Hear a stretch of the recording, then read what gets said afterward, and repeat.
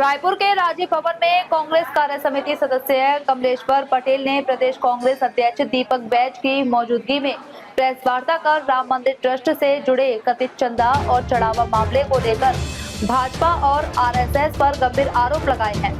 कमलेश्वर पटेल ने कहा कि भगवान राम करोड़ों लोगों की आस्था के प्रतीक है, लेकिन भाजपा और आरएसएस ने राम के नाम पर राजनीति कर चुनावी लाभ उठाया। उन्होंने आरोप लगाया कि राम मंदिर के लिए जुटाए गए चंदे और चढ़ावे में कथित अनियमितताएं हुई हैं और बड़े लोगों को जांच से बचाया जा रहा है। कांग्रेस ने पूरे मामले की सुप्रीम कोर्ट की निगरानी में स्वतंत्र जांच, कथित जिम्मेदार लोगों पर कार्यवाही, चंदे और चढ़ावे का फॉरेंसिक ऑडिट तथा प्रधानमंत्री से जवाब देने की मांग की।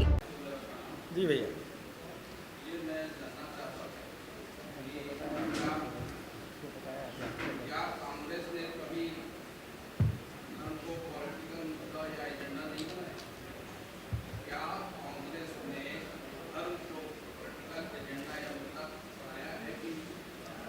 कभी नहीं,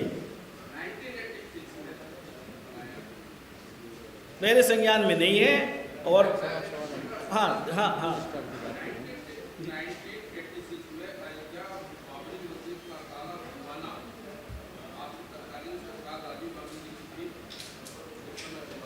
वो कोई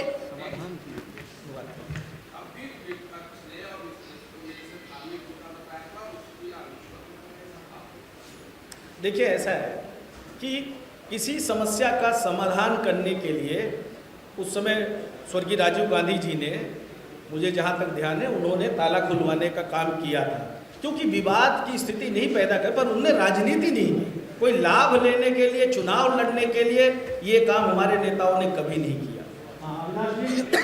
कांग्रेस पार्टी देश के आज़ादी दिलाने का काम हमारे नेताओं ने किया, कई वर्ष तक जेल में बिताए।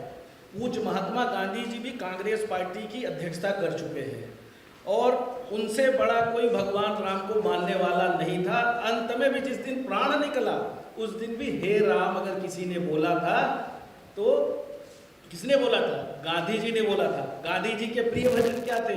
रघुपति राघव राजा राम, पतित पावन सीताराम। इनके मुंह से क्या निकलता है? ये तो देश की आज़ादी को भी नहीं मानते। कई वर्ष तक तो नागपुर में झंडा नहीं फहराया आरएसएस के लोगों ने। तो ये तो सिर्फ धर्म के ठेकेदार झूठे बने हुए हैं।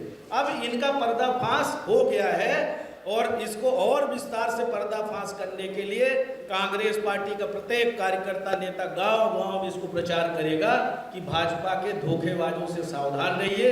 ये सत्ता में बैठ के सिर्फ धर्म के नाम पे राजनीति कर रहे हैं और रामचंद्र जी के विचारों को कतई नहीं मान रहे हैं। अगर भगवान श्री रामचंद्र जी के विचारों को मान रहे होते तो आज खाद 24.5 रुपए में डीएपी नहीं होती।